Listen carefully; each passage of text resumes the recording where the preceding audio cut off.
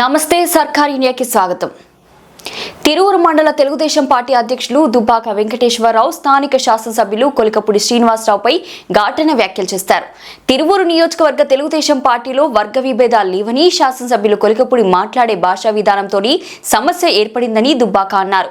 Telugu Desam party అధిష్టానం స్థానికుడు కాకపోయినా కొలికపూడికి అవకాశం ఇచ్చి తిరువురికి పంపిస్తే తెలుగుదేశం పార్టీ సీనియర్ నాయకులు కార్యకర్తల కష్టంతో శ్రమతో తెలుగుదేశం పార్టీ విజయం సాధించిందని, నేడు కార్యకర్తలకు నాయకులకు పార్టీ గెలిచిన ఆనందమే లేకుండా పోయిందని అంటున్న తెలుగుదేశం పార్టీ తిరువురు మండల అధ్యక్షులు దుబ్బాక వెంకటేశ్వరరావుతో సర్కార్ India senior journalist Peddavarapu Satyanarayana face to face.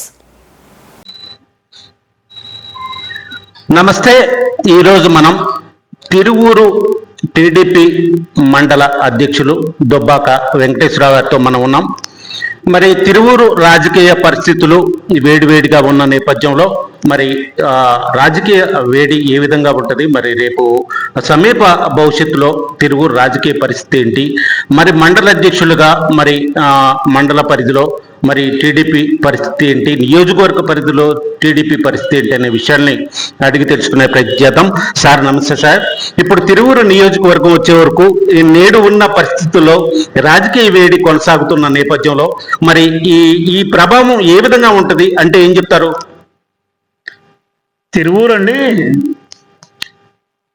తిరువూరులోని గత ఎన్నికల్లో వచ్చినటువంటి మెజారిటీని దృష్టిలో పెట్టుకొని ఆలోచిస్తే తిరువూరులో తెలుగుదేశం పార్టీ కంచుకోటలో ఉందని మనం నమ్మవచ్చు. అయితే ఈ పరిణామాలు అన్నారు కదా, పరిణామాల విషయాలకు వస్తే కొత్తగా వచ్చినటువంటి మనం కొలికపూడి శ్రీనివాసరావు గారిని ఎమ్మెల్యేగా ఎన్నుకున్న తర్వాత ఆయన యొక్క మాట్లాడే విధానం కానీ పోకడ కానీ తెలుగుదేశం జెండా మీద నేను గెలిచాను, ఈ జెండా కిందనే నేను పదవి పొందాననే ఆలోచన లేకుండా ప్రయాణం సాగింది. కాబట్టి ఈ పోకడలోని ఈ విధమైన అల్లజలు జరుగుతూ ఉన్నాయి. నేను దృఢంగా నమ్ముతున్నాను. ఎందుకంటే నేను ఎస్సీ మాదిగ, ఆయన కూడా మాదిగ. ఒక దళితుడు ఉన్నతమైన విద్యావంతుడు వచ్చి ఈ నియోజకవర్గానికి మేలు జరుగుద్దని ఆశపడ్డాళ్ళలో నేను మొట్టమొదటి వాడిని. ఎంతో గౌరవంగా చూసుకున్నాం, ఎంతో గౌరవం. మెయిన్ ఏంటంటే మా క్యాడర్ని గౌరవించడం సంగతి ఎలా ఉన్నా తన యొక్క మాట తీరు బాగాలేదు. ఎదట మనిషిని ఏదైనా అనవాల్సి వస్తే అన్వాంటెడ్గా అంటున్నారు. పోతే ఇక్కడ ఈ నియోజకవర్గంలో ఉండే ప్రజల్లో రిజర్వ్డ్ అయినందువలన ఏనాడు కూడా ఎంపీ కాలేను, ఎమ్మెల్యే కాలేను, మంత్రి కాలేను అని తెలిసి కూడా చాలామంది పెద్దలు పార్టీ జెండా మోస్తూ ఉన్నారు. వారికి తెలుసు నేను ఎమ్మెల్యే అవ్వలేను, ఎంపీ అవ్వలేను అని కూడా తెలుసు, కానీ పార్టీ జెండా మోస్తున్నారు. వారు పార్టీ జెండా మోసినారు కాబట్టే ఈ నియోజకవర్గంలోని సైకిల్ గుర్తు గెలిచింది అంతే.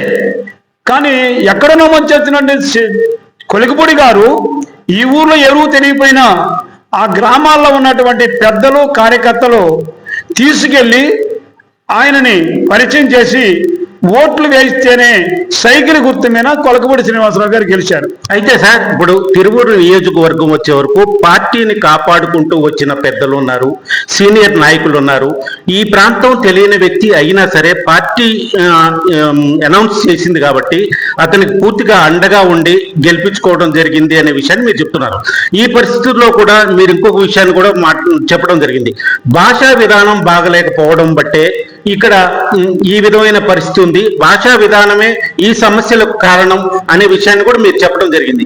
మరి ఈ పరిస్థితుల్లో మరి ఇది ఉన్న క్యాడర్, తిరువూరు నియోజకవర్గంలో ఉన్న క్యాడర్ మరి ఏ విధమైన నిర్ణయంగా ముందుకెళ్తారు అంటే ఏం చెప్తారు?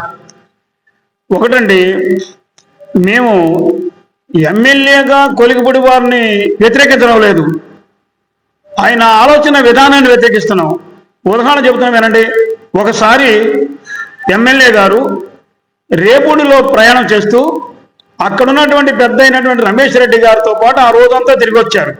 ఈయన తిరుగుతున్న క్రమంలో ఒక పెద్ద ముసలాయన, నా బాబు ఇక్కడ చదువుతున్నాడండి, ఆ చదువుకునే బాబు ఇంజనీర్ చదువుతున్నాడు, మీరేదో ల్యాప్టాప్లు ఇస్తున్నారట, మా బాబు కూడా సాయం చేయని అడగడం జరిగింది. అడిగితే రేపు రామయ్య తిరువూరు అని అనడం జరిగింది. వచ్చే తెల్లారిపోతున్న ఆయన 8:30కు వచ్చి ఎమ్మెల్యే గారు లోపల ఉంటే ఆయన కోసం అని చూశారు. 9:30 సార్ బయటకు వచ్చారు. ఒకళ్ళ మట్ట కూడా కలుపుతున్నారు ఆయనే నడుచొచ్చి వచ్చే క్రమంలో ఆ ముసలాయన నా దగ్గరికి వచ్చి అన్నాడు, సార్ నాది రేపుడండి, రమేష్ రెడ్డి గారు పంపించారు అన్నాడు. ఎమ్మెల్యే గారు ఏమన్నారంటే వాడెవడన్నారు. ఆ ముసలాయన లైన్లో లేడండి, సీరియల్లో లేడు, తిరిగి ఇంటికి వెళ్ళిపోయాడు. అంటే నేను అనేది ఏంటంటే ఒక విద్యావంతుడుగా ఒక మంచి పోస్ట్లో ఉన్నటువంటి ఆయన అలా మాట్లాడడం మంచిది కాదు అని నా భావన. నేను ఒక గ్యాస్ లిస్ట్ కొట్టినండి, 1000 మంది, నాకు 23,000 మంది కస్టమర్లు ఉన్నారు. 30 సంవత్సరాలు కూర్చొని ఉన్నాను. రకరకాల మనుషులు వస్తారు, వాళ్ళ సమాధానం చెప్పే విషయంలో నా యొక్క పొలైట్నెస్ కానీ నా యొక్క హోదాను మర్చి మాట్లాడితే ఏమవుతుంది? అందుకనే ఇక్కడున్నటువంటి మీరు అన్నారు రాబోయే కాలంలో ఏ నిర్ణయం తీసుకుంటారు ఈ పెద్దలందరని. రాబోయే కాలంలో ఏ నిర్ణయం తీసుకుంటారని కాదండి, మేము పార్టీ అధికారంలో ఉంది, ఆ పార్టీ ద్వారానే పని చేయించుకుంటానికి ఏది సక్రమమైన మార్గమో అది ఆలోచిస్తాం.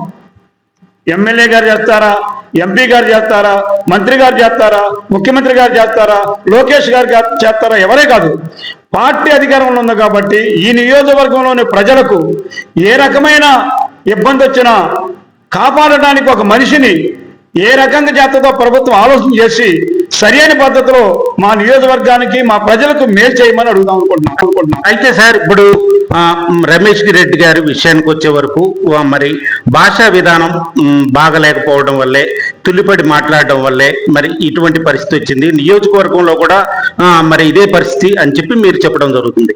ఈ పరిస్థితుల్లో సార్ మరి ఈ వ్యక్తిగతంగా విమర్శ చేయడం ద్వారానే మరి నియోజకవర్గ మహిళలు కావచ్చు, మరి కులపరంగా కావచ్చు, పెద్దలు కావచ్చు, మరి ఈ భాషా విధానం వ్యక్తిగా మాట్లాడటం, విమర్శించడం ద్వారానే ఇంత వ్యతిరేకత వచ్చిందా అంటే ఏం చెప్తారు? రైటేనండి. ఆయన మాట్లాడే విధానం కానీ, పెద్దలను గౌరవించే విధానం కానీ, ఆయన భాషా ప్రయోగం కానీ తప్పు అయినందువలనే ఏ వ్యక్తి కూడా పెద్దవాడు కానీ చిన్న కానీ ఆయన దగ్గరికి వెళ్ళి ఒక విషయాన్ని చెబుతూ ఉంటే జంకినారండి, భయపడ్డారు. కాబట్టి ఈ గ్యాప్ ఏర్పడింది. ఇక ఈ మధ్యన ఏదో అవినీతులు అదేనే మాట్లాడుకున్నారు వాళ్ళ మీద, అవన్నీ పెద్దవాళ్ళ విషయాలు, మేము అంత అవసరం లేదు. నేను అనుకునేది ఏంటంటే ఈ నియోజకవర్గంలో నాకు తెలిసి ఈ నియోజకవర్గంలో అందరూ తెలుసండి, నియోజకవర్గంలో నేను చిపరిచితుడిని. అలాంటి నన్ను కూడా నాకు ఫస్ట్ మండల పార్టీ అధ్యక్ష పదవి ఇప్పించింది ఎమ్మెల్యే గారు ఇప్పించారండి. ఫస్ట్ నాకు విజయవాడ ఫోన్ చేసి అన్న నీకు పదవి ఇస్తున్నాను మండల పార్టీ అని అంటే సంతోషపడ్డానండి. నేను కంగ్రాచులేషన్ చెప్పారు, ఆయన సంతోషపడ్డాను. అలాంటి నన్ను కూడా నేను మండలం చెబితే మండలంలోని ప్రతిరోజు ఒక గ్రామం తిరుగుతున్నానండి. ఎందుకు తిరుగుతున్నట్టే రాబోయే పంచాయతీ ఎన్నికలలో ఆ గ్రామంలో మన పార్టీ పరిస్థితి ఏంటి, ఇంతకుముందు ఆ గ్రామంలో 3 సంవత్సరాల కాలం ఏ రిజర్వేషన్లు ఉన్నాయి, 3 ఎన్నికల కాలంలో ఎవరెవరు గెలిచారు, ఎలా ఉంది, రేపు మన జెండా ఎగడాలంటే మనం ఏం చేయాలి అని ఆలోచిస్తూ ప్రతి గ్రామాన్ని తిరిగి ప్రతిరోజు డైరీ రాసుకొని రిపోర్ట్ చేసుకుంటూ ఉన్నాను. నేను తిరుగుతూ ఉంటే నా ప్రయాణాన్ని ఆయన ఎవరు నాకంటే ఎక్కువ షెడ్యూల్ వేసుకొని వెళ్తున్నాడని చెప్పి అంటం జరిగింది. ఎందుకనండి, నేనేం చేశాను? పార్టీ ద్రోహం చేయలేదే, తప్పు మాట్లాడలేదే, లేకపోతే నా పదవిని లంచం తీసుకొని పదవి తెచ్చుకున్నారు. ఇచ్చింది ఆయన, ఎంపీ గారు నాకు తెలియనండి నిజంగా. అయితే సార్ ఇప్పుడు ఈ ప్రస్తావన కూడా ఎక్కువగా సోషల్ మీడియాలో ఈ ప్రస్తావన ఎక్కువగా ప్రతి నలుగురు కూర్చున్న దగ్గర కూడా ఇదే ప్రస్తావన వస్తుంది. మరి ఈ పరిస్థితుల్లో వాస్తవంగా మరి ఎమ్మెల్యే గారే నాకు ఈ మండల అధ్యక్ష పదవి ఇచ్చారు అనే విషయాన్ని మీరు కూడా ప్రస్తావించడం జరిగింది చాలా సందర్భాల్లో. ఈ పరిస్థితుల్లో మరి ఈ డబ్బును తీసుకొని ఇచ్చారు అనే మాట ఇది ఎంతవరకు వాస్తవం? ఇది ఆరోపణ కింద తీసుకోవాలా, వాస్తవం కింద తీసుకోవాలా అంటే ఏం చెప్తారు? ఒకటండి, నాకు అర్థమైంది ఏంటంటే ఎమ్మెల్యే గారు ఎక్కడ చెప్పే మాట అక్కడ చెబుతున్నారా అని అర్థమైంది. ఎందుకంటే కొత్తూరులో మాట్లాడుతూ కొత్తూరులో సమస్య వచ్చిందండి. నా మండల కమిటీలో వైస్ ప్రెసిడెంట్ వేస్తే అతను వ్యతిరేకించినప్పుడు ఎమ్మెల్యే గారు ఏం చేయాలా? ఎమ్మెల్యే గారు అతన్ని కాకుండా ఇంకొకరిని పెట్టాలనుకుంటే మండల కమిటీ వేసేసి కూర్చోబెట్టి నాతో మాట్లాడి వెంకటేశ్వరరావు గారు అతను వైస్ ప్రెసిడెంట్ వద్దని చాలా మంది అంటున్నారు, ఒక తీర్మానం చేసి మనం అధిష్టాన వర్గాన్ని పంపుదాము, సరైన పద్ధతి ఒకరిని వేసేసుకొని మనం ప్రయాణం చేద్దామని అనాలి. అలా కాకుండా ఆ ఊరెళ్ళి ఈ మండల కమిటీ ఏర్పడిన తర్వాత గ్రామాల్లో సమస్యలు ఏర్పడుతున్నాయని అన్నారు. నేను నా గురించి మీకు తెలియదు. నేనైతే గ్రామాల్లోని పెద్ద పెద్ద సమస్యలు వస్తే పంచాయతీలు చేస్తానండి. భార్య భర్త సమస్యలు వచ్చినా, పెద్ద పెద్ద యాక్షన్ సమస్యలు వచ్చినా, ఎవరైనా లవ్ మ్యారేజ్ సమస్యలు వచ్చినా పంచాయతీ చేసేది నేనేనండి. అందరికి తెలుసు, ఈ నియోజకవర్గం చాలా మంది తెలుసు. పెద్ద పెద్ద వాళ్ళందరూ కూడా నన్ను పిలుచుకెళ్ళి బాగా మాట్లాడతారు, వెంకటేశ్వరరావు గారు చెప్పి పంచాయతీ చేస్తాను. అలాంటి నన్ను పట్టుకొని మా బోర్డు వచ్చిన తర్వాత, మా కమిటీ వచ్చిన తర్వాత గ్రామాల సమస్యలు వచ్చినట్టే నేను చాలా బాధపడ్డానండి. కాబట్టి ముఖ్యంగా ఒకటి చెబుతున్నాండి, మన ఎమ్మెల్యే గారు తనకున్నటువంటి రాజ్యాంగపరంగా వచ్చినటువంటి హోదాని ఉపయోగించి ఈ నియోజకవర్గాన్ని బాగు చేయాలనుకోవటం మరిచి ఆయనకున్నటువంటి వ్యక్తిగతమైనటువంటి ఆలోచన వేదంతో ప్రయాణం చేస్తున్నారు.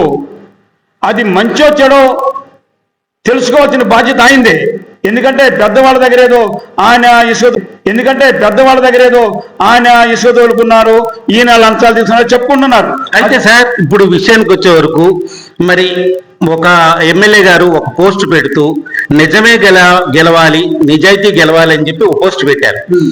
మరి ఈ పరిస్థితుల్లో మరి ఇంకొక రకం కూడా కొన్ని ఆరోపణలు, ఇసుక కావచ్చు, మట్టి కావచ్చు, బియ్యం కావచ్చు, అనేక రకాల గంజాయి కావచ్చు, ఇటువంటి విషయాల్లో కూడా అక్రమ దందా నడుస్తుంది అనే విషయాన్ని కూడా బాహాటంగానే చెప్తున్న సందర్భం ఉంది. మరి ఈ పరిస్థితుల్లో నిజం గెలవాలని ఎమ్మెల్యే గారు అంటున్నారు, నిజాన్ని గెలిపించాలి అని చెప్పి మరి మీరంటున్నారు. ఇద్దరిలో ఎవరిది ఆరోపణ, ఎవరిది వాస్తవం అంటే ఏం చెప్తారు? చెప్తానండి. ఏంటంటే మొన్న ఇసుక పట్టుంది నేనేనండి. మొన్న 5 ట్రాక్టర్లు ఇసుక ఖమ్మంపాడులో ఉన్న వైసీపీ నాయకుడు అక్రమంగా తరలిస్తుంటే మునుకోళ్ళ దాటి అక్కపాలెం దగ్గర పోతే అక్కపాలెంలో మన కార్యకర్తలు బండ్లు ఆపి నాకు ఫోన్ చేస్తే మేము మా లోకల్ ఎస్ఐ గారు ఫోన్ చేస్తే రెస్పాండ్ అవ్వలేదండి. ఆయన రెస్పాండ్ అవ్వకపోతే ఆ బండ్లు కొంచెం ముందు జరిగిందండి. జరగగానే మన పొలిమేర దాటింది, తెలంగాణ పొలిమేరలోకి వెళ్ళింది. తెలంగాణ పొలిమేరలోకి వెళ్తే కల్లూరు ఎస్ఐ గారు ఫోన్ చేసేవండి. ఆవిడ గారు ఎస్ఐ గారు రెస్పాండ్ అయిపోయి ఎమ్మటే పోలీసు వారిని పంపించి ఆ ట్రాక్టర్ దగ్గర 5 ట్రాక్టర్లు నిల్చున్నారు. మేము వెళ్ళానండి. నా కారులోనే ఇంకా 3 పెద్దలు ఉన్నారు. ఎవరు గద్దె వెంకన్న గారని, తిరువు వెంకన్న గారని, మా మాజీ మండల పార్టీ అధ్యక్షులని, ఇంకొక కుర్రాడు మా ఎవరంటే వేణురా అని, మేమందరం కలిసి నా కారులోనే వెళ్ళి ఆ ట్రాక్టర్ వెంబడించి 6 కిలోమీటర్ దూరం కల్లూరు వరకు వెళ్ళి కల్లూరు ఎస్ఐ గారికి అప్పచెప్పి కేసు రాయించి వెనుదిరిగామండి. నేను వెనుదిరిగి మునుకోడు వచ్చి అట్లా కూర్చున్నానండి. ఎమ్మటే ట్రాక్టర్ను వదిలిపెట్టారని చెప్పి కబురు వచ్చింది. కబురు వస్తే అక్కపాలెం కొరను మళ్ళీ కబురు చేస్తే నేను ఎమ్మటే ఎంపీ గారికి ఫోన్ చేసుకున్నామండి. ఎంపీ గారికి ఫోన్ చేస్తే ఎంపీ గారు ఎమ్మటే స్పందించి ఆ ట్రాక్టర్లు సీజ్ చేయమని తిరువురు ఎస్ఐ గారు చెప్తే ఎస్ఐ గారు ఎమ్మటే వెళ్ళి నా ఊర్లోనే మునుకోడలోనే మా బోస్మాన్ సెంటర్లో 5 ట్రాక్టర్లు సీజ్ చేసి తీసుకొచ్చేసి కేసు రాశారండి. కేసు రాసిన తర్వాత ఆ రాత్రి 3:30 తెల్లవారుదాని 3:30కి ఎవడైతే వైఎస్ఆర్ పార్టీ కుర్రాడు ఉన్నాడో దానికి సంబంధించిన అతని 3:30 అరెస్ట్ చేశారండి. అతనిని నిక్కినేము రాడ్, అతను చెన్నారావు ఇదంట రాడ్ అండి. అతని ఎమ్మెల్యే గారు ఏం చేశారు, ఎమ్మటే వాళ్ళని ఎట్లా వదిలిపెట్టారు. ఎమ్మెల్యే గారు పొంగులేటి శ్రీనివాసరెడ్డి గారికి ఫోన్ చేస్తే పొంగులేటి శ్రీనివాసరెడ్డి గారు ఎస్ఐకి ఫోన్ చేసి ట్రాక్టర్ వదిలిపెట్టారండి. నగ్న సత్యం ఇది. నేనేమనుకోవాలి? ఎవరిది నిజం? ఎవరిది నిజం అండి? ఎవరిది నిజం? నా పక్కనే వాంకుంటుంది. వాంకుంట్ల గ్రామంలో ఉన్నాడు. రాత్రి 9 గంటలకు ప్రయాణం చేశాడు ఎమ్మెల్యే గారు. ప్రయాణం చేసి వాంకుంట్ల శివారులోని దేవాలయాలు ఉంటే అక్కడ దిగి ఆ దేవాలయంలో నడిచారండి. నడితే ఆ ఊర్లో ఉన్న కార్యకర్త నాకు ఫోన్ చేశాడు, సార్ మీరేమన్నా మా ఊరు వచ్చారా అని. ఏమన్నారు అక్కడికి వెళ్ళైనా ఆ దేవాలయాల్లో నడుతూ మీ ఊర్లో రేషన్ షాప్ ఉందా, రేషన్ డీలర్ ఎవరైనా అడిగారంట. వాళ్ళ అనుమానం ఏంటి, రేషన్ దందా జరుగుతుంది, ఏదో మాఫియా జరుగుతుందనే అభిప్రాయం. నేను అనుకునేది ఏంటంటే ఎమ్మెల్యే గారికి తెలిసినప్పుడు ఆర్డీఓ గారినో సివిల్ సప్లై అధికారినో పంపాలా. ఎమ్మెల్యే గారు రాత్రి 9:30కి ఎందుకు వెళ్ళారు? ఏమనుకోవాలా? ఏది నిజమో తెలమన్నారుగా. ఏది నిజం? ఏది నిజం అండి? ఎమ్మెల్యే గారు ఎవరు పంపాలి? ఆర్డీఓ గారిని సివిల్ సప్లై అధికారం పంపాలా. ఎమ్మెల్యే గారు రాత్రి 9:30కి ఎందుకు వెళ్ళారు? ఏమైందండి? అంతే కదా. ఇసుక అయితే సార్, ఇప్పుడు ఇంకొక విషయం సార్, 20 సంవత్సరాలుగా టీడీపీ పార్టీ ఇక్కడ మరి గెలవని పరిస్థితి ఉంది. మీరందరూ మరి సీనియర్ నాయకులు అందరూ కష్టపడ్డారు, పార్టీ కోసం శ్రమించారు, మరి పార్టీని గెలిపించుకున్నారు. ఈ పరిస్థితుల్లో పార్టీ గెలిచి సంవత్సరంన్నర అవుతుంది. మరి మీ పార్టీ ఎమ్మెల్యే మరి ఇక్కడ కొనసాగుతున్న నేపథ్యం, ఈ పరిస్థితుల్లో ఈ వర్గాలుగా విడిపోయి ఇంత రాద్ధాంతంగా జరుగుతున్న నేపథ్యంలో రేపు పార్టీ పరిస్థితి ఏంటి అంటే ఏం చెప్తారు? మాకు ఇక్కడ ఇన్ని జరిగినా ప్రజలు మాత్రం బాగానే ఉన్నారు. తిరువూరులో ఉన్నటువంటి పెద్దలందరూ బాగానే ఉన్నారు. 4 మండలాల్లో ఉన్నటువంటి అధ్యక్షులు కానీ, 4 మండలాల సీనియర్ పెద్దలు కానీ, 4 మండలాల్లో ఉన్న కార్యకర్తలు కానీ బాగానే ఉన్నారు. ఎమ్మెల్యే గారి వర్షానికి నచ్చక పక్క జరిగాం తప్ప మేము పార్టీకి పక్కగా జరగలేదు. పార్టీ నియోజకవర్గంలో స్టాండర్డ్ గానే ఉంది, ఎటువంటి అభ్యంతరం లేదనే విషయాన్ని మీరు చెప్పుకొస్తున్నారు. అయితే ఇంకొక విషయానికి వచ్చే వరకు, ఎమ్మెల్యే గారి మీద మీ వర్గానికి వచ్చే వరకు ఇతను వైసీపీ కోవట్టు, వైసీపీ వాళ్ళకే ఎక్కువ పనిచేస్తుండు అనే విషయాన్ని ఒక ఆరోపణ మీరు చేస్తున్నారు. ఈ ఆరోపణకి ఆధారపూరితమైన నిదర్శనం ఏమైనా ఉందా అంటే ఏం చెప్తారు? చెప్పమంటారా? తిరువూరు నగర పంచాయతీ వైఎస్ఆర్సీపీది, తిరువూరు నగర పంచాయతీ వైఎస్ఆర్సీపీది. వైఎస్ఆర్సీపీది అయితే మనకు తక్కువ పంచాయతీ ఉందండి తిరువూరు నగర పంచాయతీ. మొన్న ఈ మధ్యన ఎమ్మెల్యే గారు కొంతమంది నగర పంచాయతీ కౌన్సిలర్ని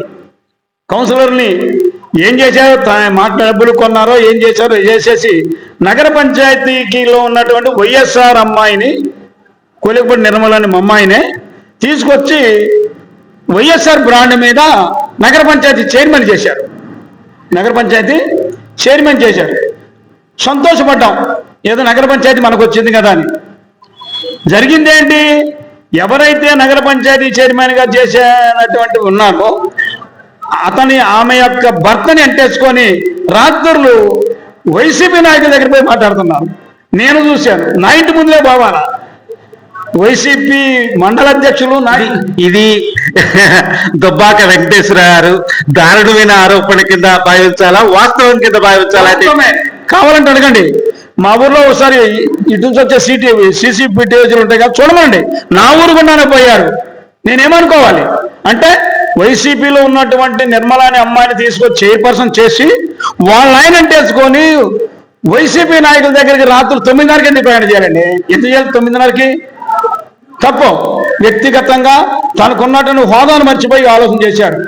మన పార్టీకి తీసుకొచ్చి ఏదో చైర్మన్ చేశాను అన్నారు, ఓకే వెళ్ళండి, గుడ్, ఒప్పుకుంటాం కాదట్లే. దాని మీద మన డిబేట్లో ఎమ్మెల్యే గారు మాట్లాడారు, ఏంటి డబ్బులు పెట్టుకున్నామని.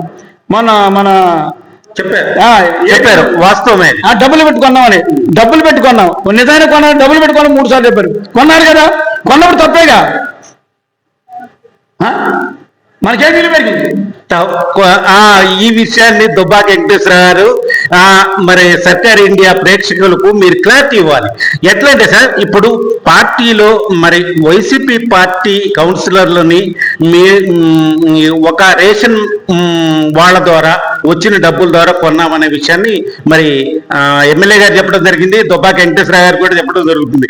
అయితే వాళ్ళను కొన్నది కేవలం మీ పార్టీ సభ్యులుగా తీసుకున్నది, మీ పార్టీ నుండే మరి మున్సిపల్ ఉండాలి అనే ఉద్దేశంతోనే కొన్నారా, లేకపోతే ఏంటి మరి కోర్టుగా ఉండి కొన్నారా అంటే ఏం చెప్తారు? నాకు అర్థమైంది అదేనండి. ఎందుకంటే అమ్మాయిని చైర్మన్ చేశారు. ఏది వైసీపీలో ఉన్న ఆవిడ కౌన్సిలర్ని అదనంగా 4 తీసుకొచ్చేసి వైసీపీ పార్టీలో ఉన్న తెలుగుదేశం పార్టీ నగర పంచాయతీ చైర్మన్ చేశారు. రాత్రిపూట వాళ్ళ ఆయన వేసుకొని వైసీపీ నాయకులు తిరిగారండి. ఎందుకని? ఇప్పుడు ఇవాళ వచ్చే వరకు మరి ఈ తిరువూరు మున్సిపల్ అనేది టీడీపీ వాళ్ళు కైవసం చేసుకున్నారు, టీడీపీ మరి చైర్మనే ఉన్నారు అనే విషయాన్ని మరి చెప్పుకుంటున్నారు కదా.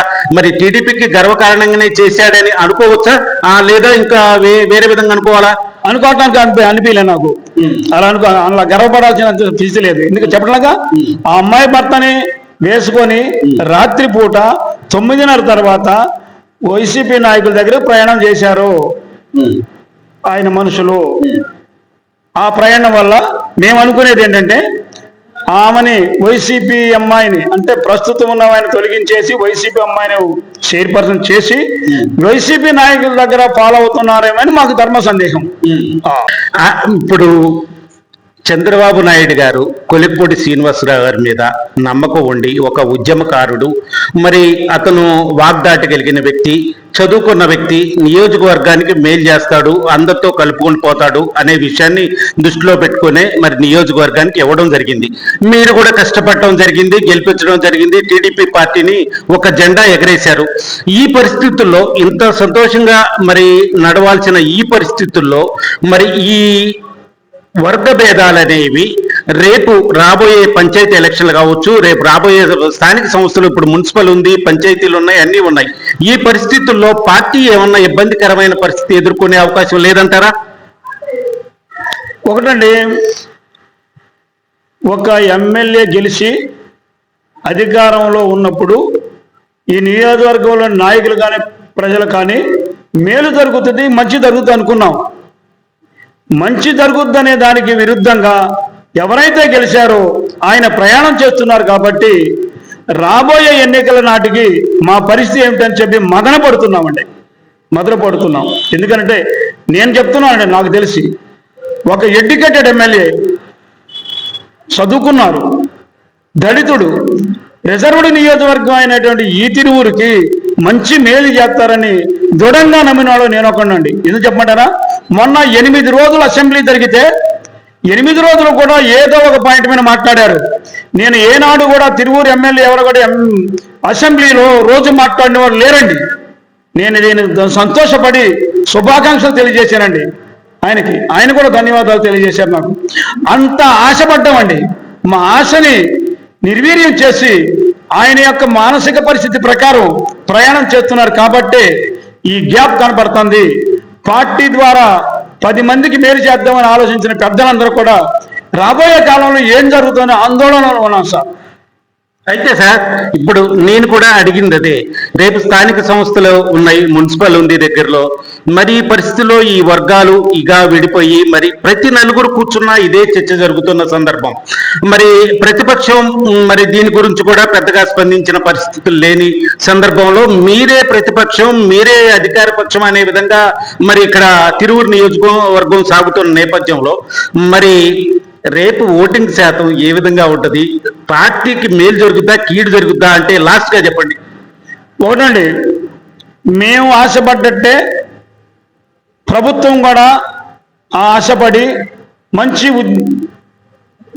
ఉన్నత విద్యావంతుడిని తిరువురు పంపింది. కాబట్టి ప్రస్తుత పరిస్థితికి అలజడికి కారణం ఆయనే. కాబట్టి ఆ పరిస్థితిని చక్కబెట్టవలసిన బాధ్యత అధిష్టాన వర్గం, పార్టీ అధ్యక్షులు, ముఖ్యమంత్రి గారిది. కాబట్టి ముఖ్యమంత్రి గారు, పార్టీ అధ్యక్షులు ఏ రకమైనటువంటి చర్యలు తీసుకుంటే ఈ విధానాలన్నీ కూడా చక్కబడతాయి, ఇక్కడున్న పరిస్థితులు బాగుంటాయని ఆలోచన చేసి ఒక నిర్ణయం తీసుకుంటే 1 నెల రోజుల లోపల సరి అయినటువంటి నిర్ణయం వస్తేనే రాబోయే పంచాయతీ ఎన్నికలలో ఈ నియోజకవర్గంలోని మన జెండా ఎగరడానికి అవకాశం ఉంటుందని నా ఆలోచన. ఇదే పరిస్థితి నియోజకవర్గంలో వర్గం అనేది ఉన్న పార్టీ అనేది, పార్టీ కేడర్ అనేది గ్రామ స్థాయి నుంచి కూడా ఒకటే మాట మీద ఉన్నారు, ఒకే విధంగా ఉన్నారు. రేపు పార్టీకి వచ్చిన ఎటువంటి ఇబ్బంది లేదు. స్థానిక సంస్థల్లో పోరాటం చేయడం కోసం అందరూ సమైక్యంగానే ఉన్నాం. కాకపోతే మరి ఈ వర్గ భేదాల విషయానికి వచ్చే వరకు మరి హైకమాండ్ తీసుకునే చంద్రబాబు నాయుడు గారు